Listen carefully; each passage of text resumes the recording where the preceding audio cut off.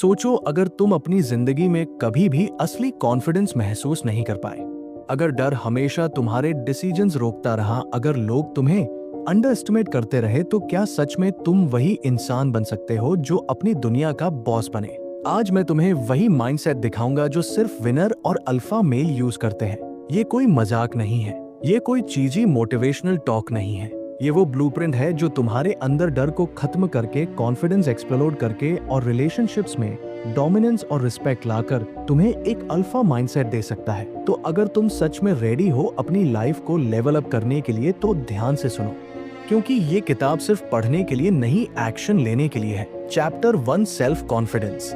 सोचो, तुम किसी कमरे में बैठे हो और सारे लोग तुम्हारी तरफ देख रहे हैं। कुछ लोग तुम्हें इग्नोर कर रहे हैं, कुछ लोग सली जज कर रहे हैं और कुछ लोग सीक्रेटली डाउट कर रहे हैं कि तुम कैपेबल हो भी या नहीं। अब सवाल ये है, क्या तुम खुद को छोटा महसूस करोगे? क्या तुम वही इंसान बनोगे जो बस शर्म में घुसकर चुप हो जाता है, या वह जो उठकर अपनी प्रेजेंस अनाउंस कर देता है बिना किसी अपोलॉजी के? देखो, सेल्फ कॉन्फिडेंस कोई मैजिक ट्रिक नहीं है, ये कोई लकी चार्म नहीं है। और सबसे बड़ा मिसकंसेप्शन ये है कि कॉन्फिडेंस सिर्फ नेचुरली आते हैं कुछ लोगों में। गलत, बिल्कुल गलत। कॉन्फिडेंस डेवलप होता है, बनता है, और वह भी डेलिब्रेट प्रैक्टिस से। और यही वो सीक्रेट है जो अल्फा मेल यूज करते हैं। डेलिब्रेट कॉन्फिडेंस मतलब कि सिर्फ एक्ट कॉन्फिडेंट नहीं, बल्कि खुद को मेंटली और फिजिकली प्रिपेयर करना ताकि कोई भी सिचुएशन तुम्हें स्कैर ना कर सके। अब सोचो, जब तुम कॉन्फिडेंट होते हो, तुम्हारे अंदर क्या होता है? डर कम होता है, हेजिटेशन कम होती है, डिसीजंस फास्ट होते हैं और लोग अपने आप तुम्हारी अथॉरिटी एक्सेप्ट करने लगते हैं। इसका मतलब ये नहीं कि तुम एरोगेंट बन जाओ। एरोगेंस वो है जो इनसिक्योर लोग यूज करते हैं ताकत दिखाने के लिए। रियल कॉन्फिडेंस साइलेंटली डेडली होता है, और ये डेडली कॉन्फिडेंस तभी आता है जब तुम अपने अंदर के डाउट्स, इनसिक्योरिटीज और पास्ट फेलियर्स को कन्फ्रंट कर लेते हो। अब तुम्हारे मन में ये क्वेश्चन आएगा, ब्रो, अगर मैं हमेशा डाउट महसूस करता रहा तो जवाब सिंपल है, एक्शन एक्शन, बिना फियर के रेपिटेशन और डेलिबरेट एक्सपोजर से। मान लो तुम्हें सोशल सिचुएशन में डर लगता है, सबसे पहले उसे इग्नोर मत करो, डर को कन्फ्रंट करो, सोशल एंजाइटी को फेस करो। हर छोटी सिचुएशन में खुद को पुश करो जहां तुम अनकंफर्टेबल फील कर रहे हो।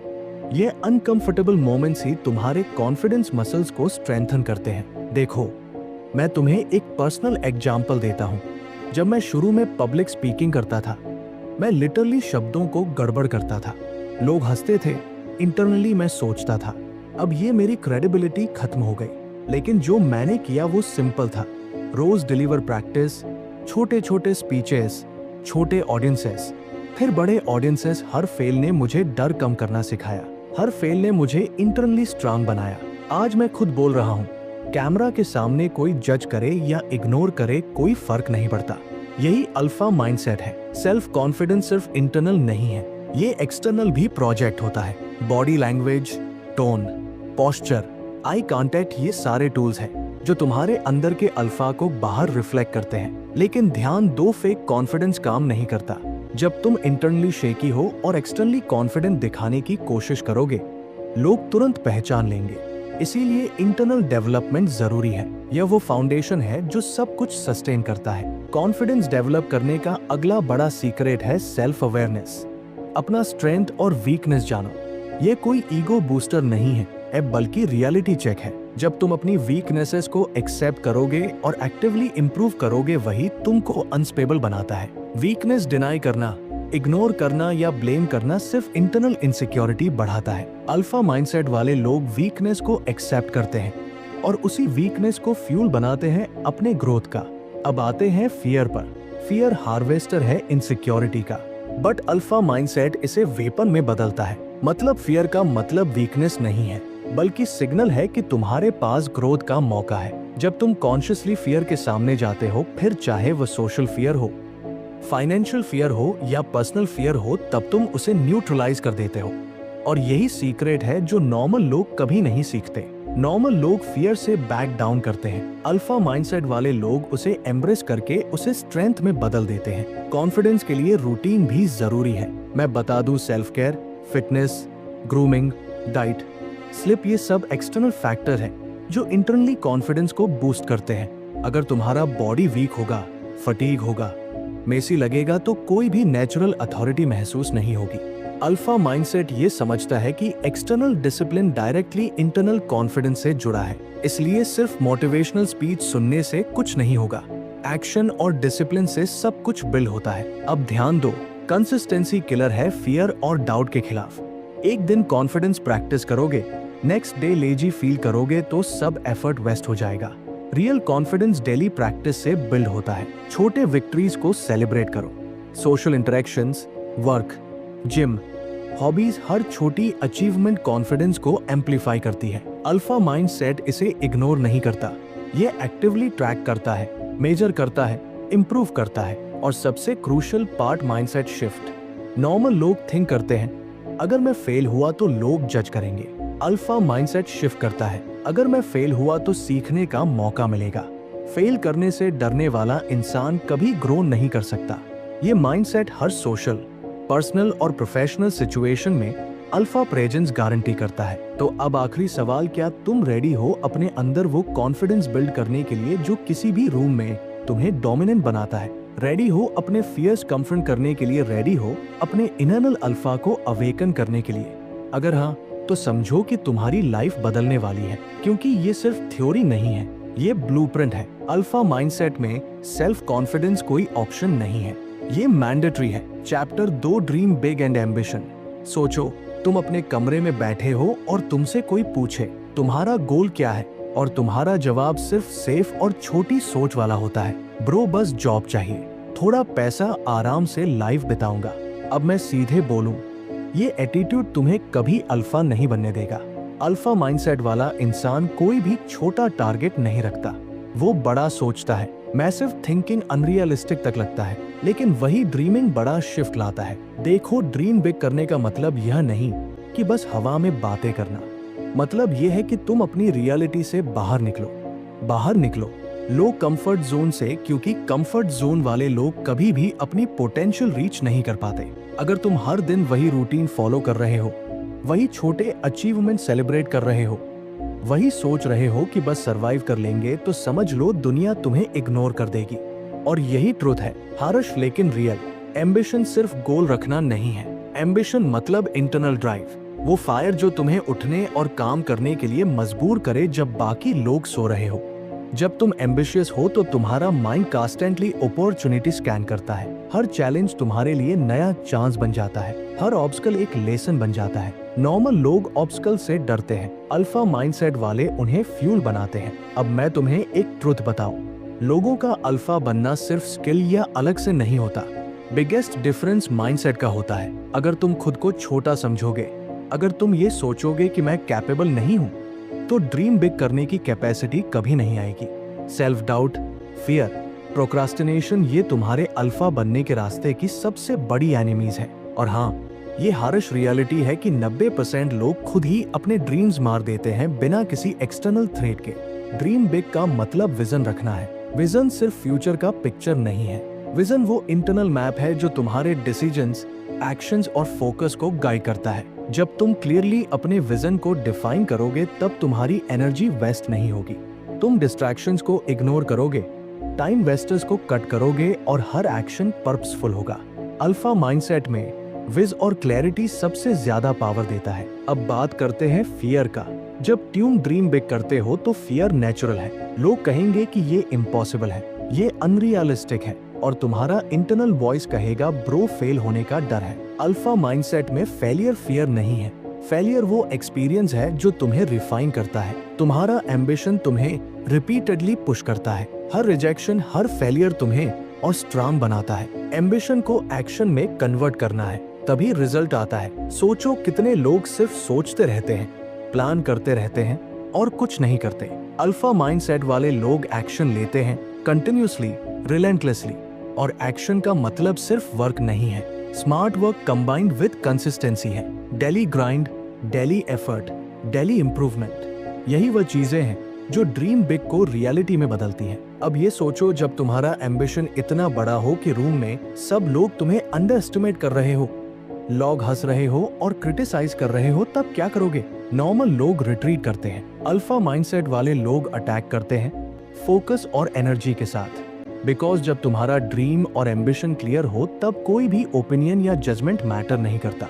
अल्फा माइंडसेट में एक्सटर्नल वैलिडेशन इरेलेवेंट है। और हाँ, ड्रीम बिग सिर्फ पर्सनल ग्रोथ के लिए नहीं है, ये इम्पैक्ट के लिए भी है। अल्फा माइंडसेट वाले लोग हमेशा सोचते हैं कैसे अपने ड्रीम के थ्रू दुनिया को बेटर बना सकते हैं। पर्सनल एम्बिशन और लार्जर पर्पस का कॉम्बिनेशन ही ट्रू लेगेसी क्रिएट करता है। जब तुम अपने गोल्स को हायर पर्पस से अलाइन करते हो तब तुम अनस्टॉपेबल बन जाते हो। एक और सीक्रेट है, मैसिव थिंकिंग और मैसिव एक्शन दोनों साथ चलने चाहिए।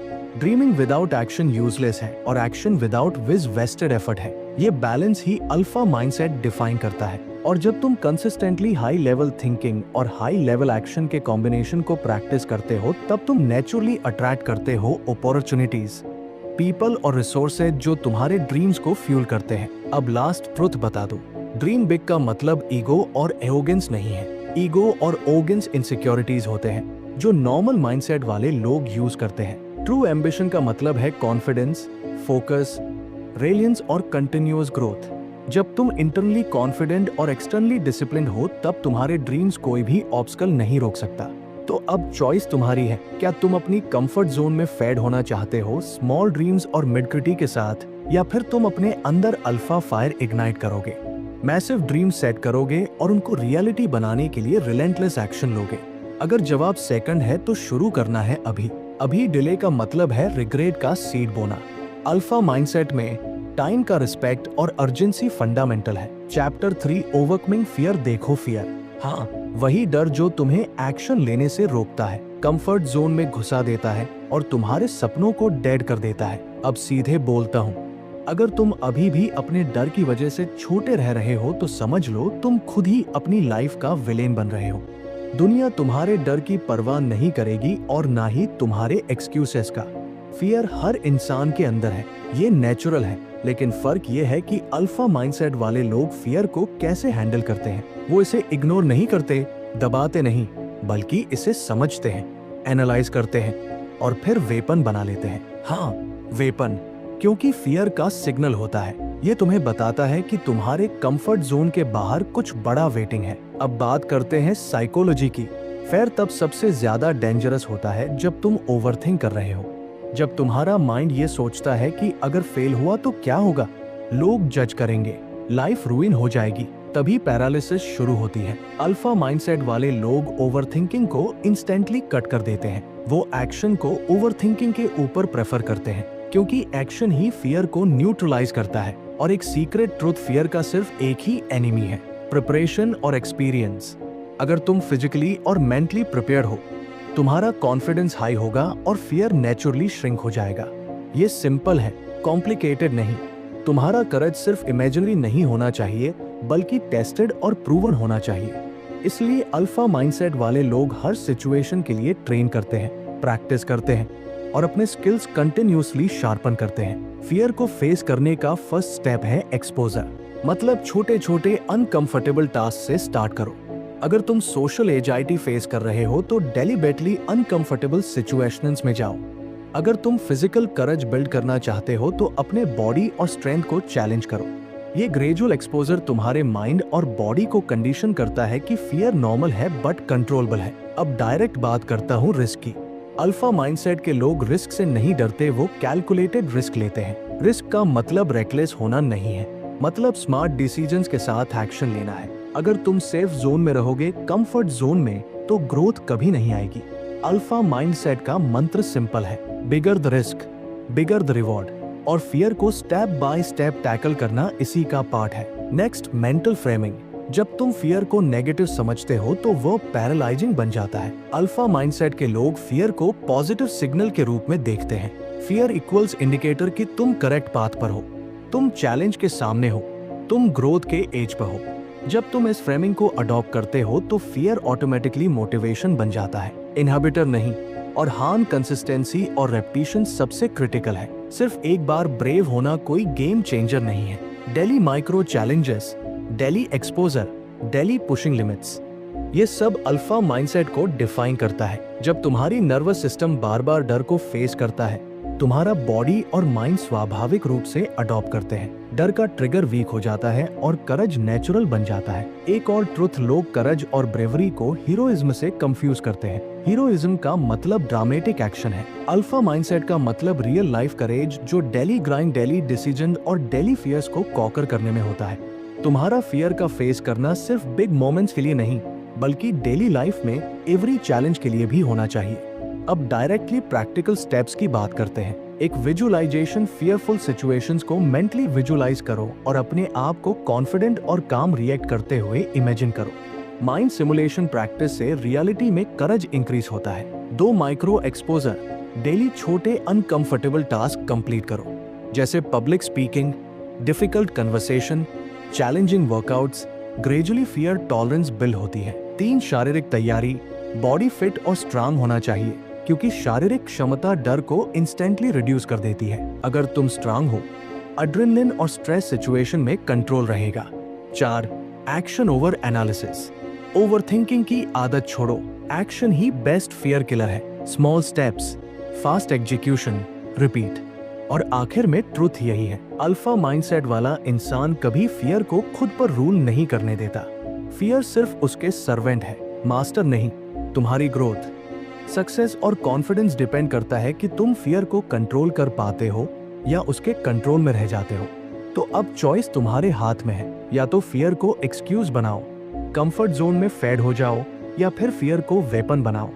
अनस्टेबल अल्फा बनो और लाइफ में गेम चेंज करो। जो भी डिसीजन लो, याद रखो ये वो डिसीजन है जो तुम्हारी लाइफ डिफाइन करेगा।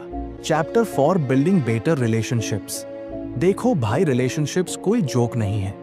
ये वो चीज है जो तुम्हारी लाइफ को या तो रॉकेट बना सकती है या डम्पस्टर फायर। और हाँ, मैं तुम्हें ये सच बताऊं, ज्यादा लोग रिलेशनशिप्स में फेल इसलिए होते हैं क्योंकि उन्हें अपनी वैल्यू, रिस्पेक्ट और बाउंड्री समझ में नहीं आती। वो बस अट्रैक्ट और अटैच होते हैं बिना कंट्रोल और पर्पस के।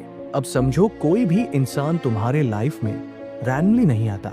हर दोस्त, हर पार्टनर, हर कोवर्कर, हर फैमिली मेंबर तुम्हारे अंदर के वाइब का रिफ्लेक्शन है। तुम जो बिहेव करते हो, जो एनर्जी देते हो, वही लोग अट्रैक्ट होते हैं। सो अगर तुम्हें टॉक्सिक पीपल अट्रैक्ट हो रहे हैं, तो समझो तुम्हारे अंदर वही केओस है। रिलेशनशिप्स बेटर बनाने का फर्स्ट रूल, सेल्फ अवेयरनेस।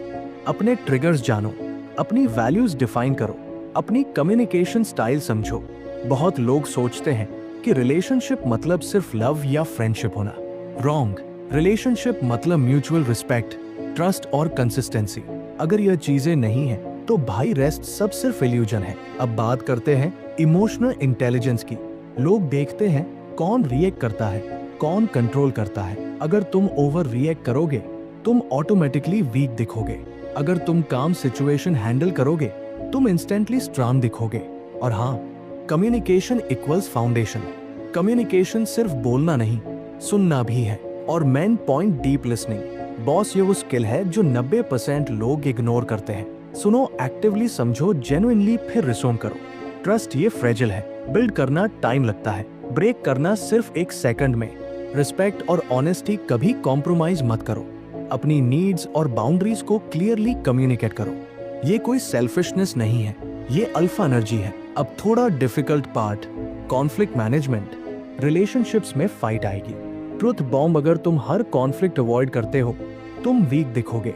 लेकिन अगर तुम स्ट्रेटेजिकली और कामली हैंडल करते हो, तुम डोमिनेट करते हो। अल्फा माइंडसेट वाले लोग फियरलेस कॉन्फ्रंटेशन करते हैं, इमोशनल एक्सप्लोजन्स नहीं। और इमोशनल इन्वेस्टमेंट का लेवल समझो। हर रिलेशनशिप में इक्वल एनर्जी डालना जरूरी है। मतलब जो इन्वेस्ट कर रहा है वही रिसीव करेगा। अगर कोई कांस्टेंट एनर्जी ले रहा है और देने को रेडी नहीं है, तो भाई कट हिम ऑफ।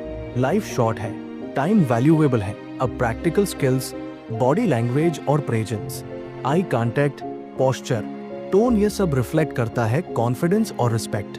अगर तुम इनसिक्योर दिखो, लोग एक्सप्लॉइट करेंगे। अगर तुम ग्राउंडेड और काम दिखो, लोग ऑटोमेटिकली अट्रैक्ट होंगे और रिस्पेक्ट करेंगे। रिलेशनशिप्स में अल्फा एनर्जी का मतलब ये नहीं कि तुम कंट्रोल करो या डोमिनेट करो। मतलब तुम अपनी इंटीग्रिटी और सेल्फ वर्थ के स्टैंडर्ड सेट करो। और जो लोग इसमें फिट नहीं होते, उन्हें नेचुरली बाहर जाने दो। Stop being needy, stop being desperate. Respect demand नहीं, नेचुरली अर्न होता है। और मेन सीक्रेट, ग्रेटिट्यूड और पॉजिटिविटी, जो लोग पॉजिटिव एनर्जी देते हैं, सपोर्टिव हैं, वो रिलेशनशिप्स में स्ट्रांग रहते हैं। नेगेटिविटी, जेलसी और drama equals exit. Alpha mindset वाला इंसान ड्रामा में नहीं फंसता, वो खुद अपने एनवायरनमेंट को लेवल अप करता है। अब बात करते हैं लॉन्ग टर्म कनेक्शन की। Loyalty equal score, patience equal score, commitment equal score. हर सक्सेसफुल रिलेशनशिप में ये 3 पिलर्स होते हैं। अगर तुम कंसिस्टेंसी और ऑनेस्टी शो करोगे, तुम्हारा बॉन्ड अनब्रेकेबल होगा। एबिक और ट्रुथ, इमोशनल इंडिपेंडेंस, जो लोग इमोशनली डिपेंडेंट हैं वो कंट्रोलिंग और इनसिक्योर बनते हैं। जो लोग इमोशनली इंडिपेंडेंट हैं वो अट्रैक्ट करते हैं, इंस्पायर करते हैं और रिस्पेक्ट जनरेट करते हैं। अपनी लाइफ के गोल्स और मिशन पर फोकस करो। रिलेशनशिप्स को एड ऑन बनाओ, डिपेंडेंसी नहीं। और हाँ, अल्फा माइंडसेट वाला इंसान लोगों के फिल्टर करता है। सबको हाँ मत बोलो। एनर्जी, टाइम और अटेंशन केवल उन लोगों को दो जो वर्दी है, बाकी सब ऑटोमेटिक फेयर हो जाएंगे। रिलेशनशिप्स मतलब सिर्फ सीरियसनेस नहीं, ह्यूमर, प्लेफुलनेस, शेयर्ड एक्सपीरियंसेस, ये सब लॉन्ग टर्म बॉन्डिंग क्रिएट करते हैं।